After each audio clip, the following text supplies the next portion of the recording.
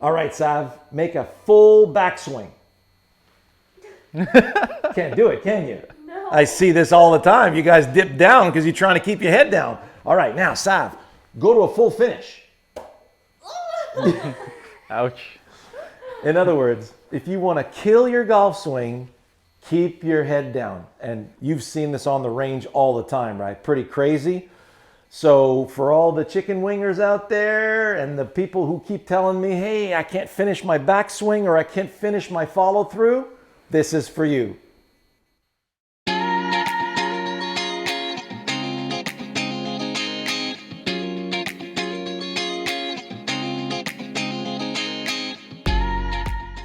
Let's start with your wonderful anatomy.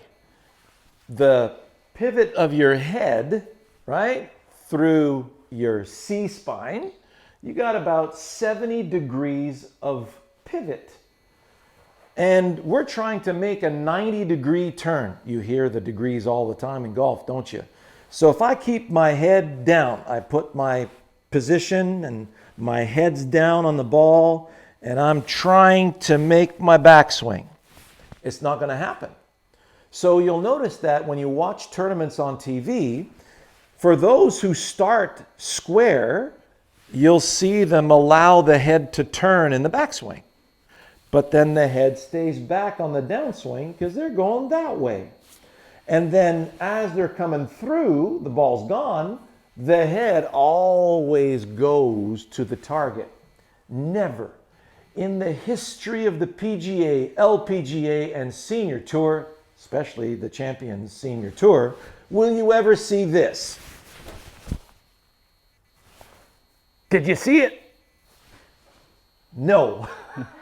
All of you going, keep your head down and we'll look at where the ball goes. Please tell them to go to my videos on YouTube, Sean Clements Wisdom in Golf, and then direct them to the video that you see here today. All right? So the first thing we want to do is we want to get the hell out of the way. Sorry, the head out of the way. I apologize. So if you look at Jack Nicklaus, he made his career with turn the head, then turn the backswing. So that way he got the head out of the way and then was able to finish his backswing. And that's what allowed him to create all that power. So you'll watch his backswing. The left knee is behind the ball, the heel's in the air, the whole backside is to the target. Guess who else is doing that these days? Bryson DeChambeau. And so you look at anatomically, this is exactly what we're looking for, because let's say I wanted to snap a punch in that direction. I can't do it from here. So notice how everything's got to turn in that direction. That's how I get width. So in order for me to get width in my backswing, nice width equals pivot of the head. And then for those of you who are chicken winging in the follow through, keep the head down. Don't let the head come up. There's the chicken wing because your right arm has no access to the target. If the right arm is to have access to the target, well, the head's got to follow and pivot through.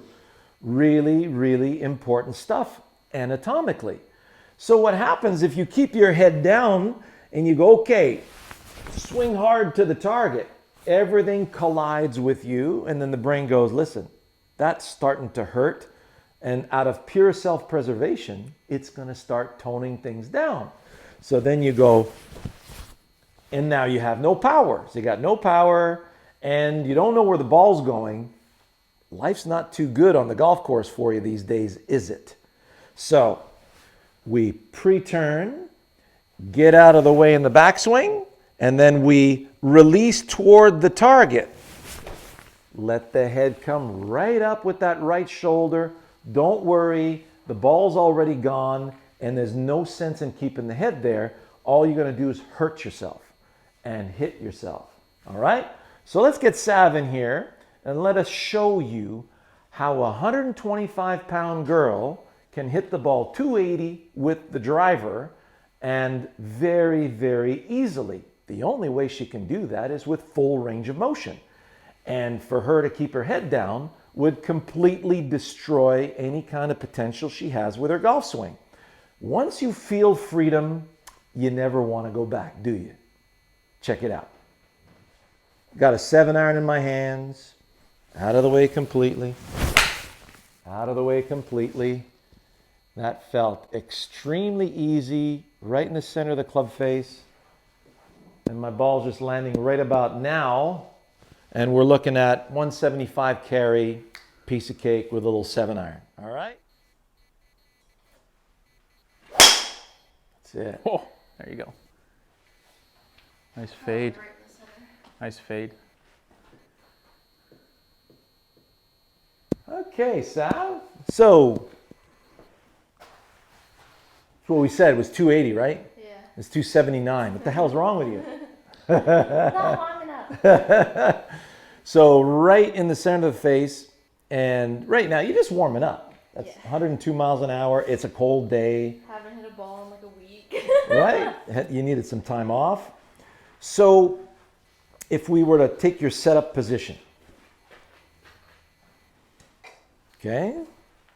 So notice what Sav does. So many of you have been asking about her setup position and what she's doing at address. Right now, she's facing her club. She's getting ready to catch the tip of the tee on the way up in the direction that she wants to start the ball. But look at where her head is, right? Go ahead and do that. So now finish your backswing. Look at this. So notice how the whole body came to join the head. She's very flexible, but look at how her right knee comes in. Look at how her whole backside is facing the target, including her butt. So that the spine goes from the tailbone all the way to the back of the head. And in the spine, if you look at, I got an image right here for you, you got these facet joints. Each vertebrae has a facet joint, which is a blocker. It's to prevent the vertebrae from spinning out on top of each other. So these facet joints have 1 degree or less of range of motion. When you get to the cervical spine, then we have a little bit more, but we're not owls, right? So the head can't go 90 degrees. The average is 70 degrees, and the older you get, the less you get. So when you're setting up to the ball, you need to present yourself in a way where you're going to be able to finish your backswing. And if you stick your head down and try not to move your head, you won't get the range of motion that you need to deliver lots of speed. So have a look at Sav's practice swing here. So let's see it. Gather and release. Look at that.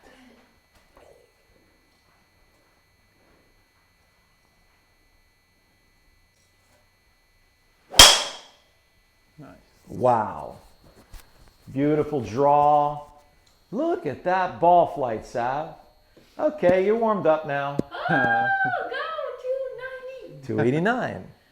So we added a little bit more, a little more draw spin on that. Look at that, just slightly above the equator like we want. And your speed went up to 104, Yeah. right? So we caught a lot of speed this year, but there's no way you could generate that kind of speed if you kept your head there, right? So here's another specimen that we've really enjoyed watching him grow in the last 3 years. And you look at what's been going on with the long drive competition. You look at what Bryson DeChambeau is doing. We just showed you what it looked like in the backswing for him. Kyle Berkshire's the same way. You'll never see resistance from any of the guys on the long drive circuit. Also, did you see Kyle Berkshire's strong grip? Boom! Like mine. Big grip, right? So your setup is the ultimate hammering setup. If you were hammering down, it would look like this. If you're hammering toward the target, it looks like this. So notice how behind the hit she is, right? Just rewind that. I'll show you. Actually, I'm showing you right now what it looks like. So you notice how behind the ball she is coming through impact. That's what allows her to catch the ball on the way up. And look at this. Look at this. It's puny, right?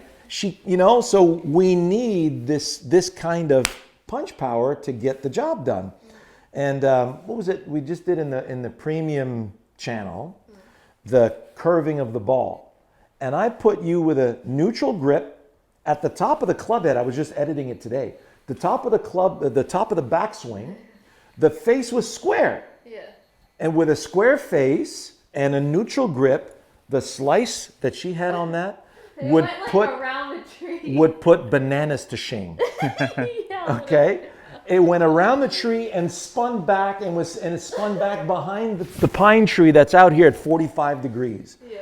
So please, make sure that you get a strong grip, the club face is closed enough, get that head in a position where you can finish that backswing, and then let me just show you the possibilities that you have with that, all right? Move, come on in. All right.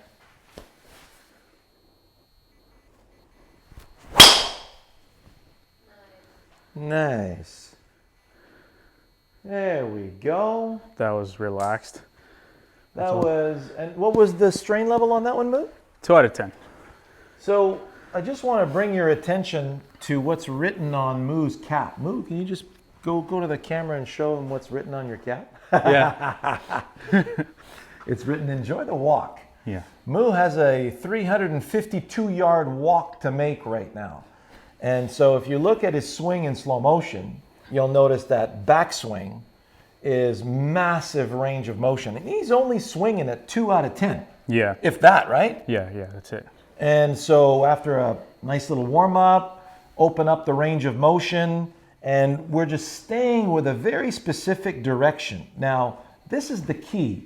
I want you to understand that your head is going to stay put if you stay with the direction of your target. So Moo, go ahead and set up to the tee. Okay. You got a tee here, and you got a tee up front, and you're taking that blur and you're sending it to the left of the intermediate point, right? Yeah, that's right. So you're going to see a nice blur moving in that direction. Yeah. So take your setup, go to the backswing and stop. Okay.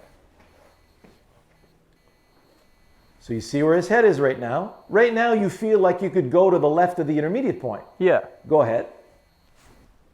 Notice the head staying back. That gives you access to the left of the intermediate point, and then the shoulder brings it up, right? Yeah. Okay, go back to the top of the backswing and stop. Okay. All right. So now if I take your head and I move it forward, Yeah. can you go to the left of the intermediate point from there? No, I'm going to be trying to work hard to get back. Ooh, yeah. Yeah. Do you feel all the work you need to do now? Yeah, I do. Whereas from here, Yeah. you still have access. Yeah. And if it's too far back, Yeah. now you can't get to the ball. You can't get Yeah. to the tip of the tee. Yeah. So your goal, and this is why you see those two wonderful stripes that we have on the club right here. Yeah. When he swings the club, he sees a blur. It's a very fast blur. Yeah. But you see a nice blur moving in that way. So go ahead and give it a nice blur to the Yeah. left of that tee. Okay.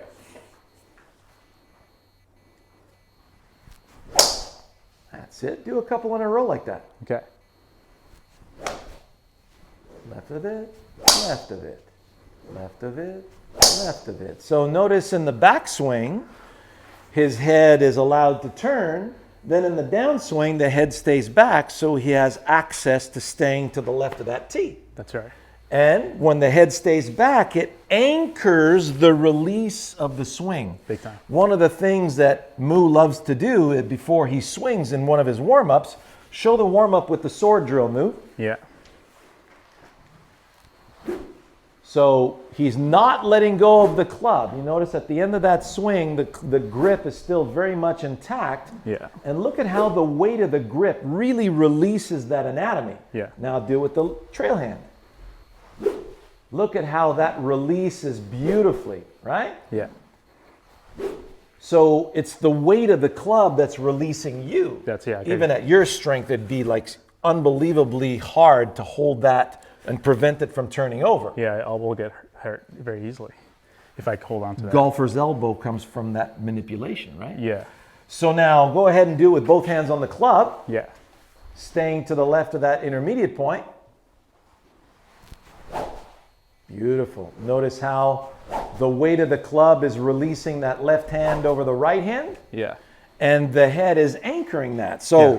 when you're looking for that nice release to the left of the intermediate point, the head stays back to do that. Yeah. But when you got 130 miles per hour club speed coming through, and you keep your head down and you prevent your head from going forward, you'll really hurt yourself. Yeah. Okay? Yeah. So for all of you out there, you know, struggling to get distance and you're thinking, I got to make sure I keep the head down, there is zero need to do that.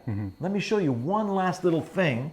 When you were seeing Moo doing that back and through without stopping, it's very much like a ball on a string. So that club head's tied to the shaft, and the shaft's tied to the grip, and the grip is attached to these beautiful shoulders here. It's very difficult, you know, to disconnect shoulders from a human body, you know? Yeah, that's pretty tough to do. It's really tough to do. Yeah. Not the weight of the club head is going to do that. So the distance between you and the ball is dictated by this. So if I take this ball on a string and I give it to gravity, and I see where the ball is passing, I see the white blur that it gives me. Now my brain says, hey, you're too far, get closer. You're a little high, get lower. All day long, I've got the tip of that tee. Look how accurate that is. Yeah. So when you were swinging back and through without stopping, your mind is getting information from your eyes through the blur of this beautiful, the white lines that we have. Yeah. I have these as well. Sav's a little too, she says, I don't want to be caught dead with those on my club because it's not fashionable. Yeah. So, but she doesn't need it because she hits the center of the club face all day. So we're going, you see the blur of the club going that way, then the brain is able to adjust and predict. And then you're able to find the center of the club face even at 130 miles an hour. Yeah. All right, Yeah. take us home, Moo. Let's do one more. Okay.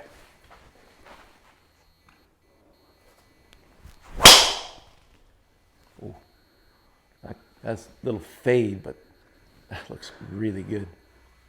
That felt good. Oh, yeah. Yeah, that That'll do. Yeah. So finish with a little power fade. Okay. Full. Club speed 135 Yeah. and 1.39 efficiency. Yeah. Right? That was 330 carry, 350 total with a fade. Hope you enjoyed that. See you next week.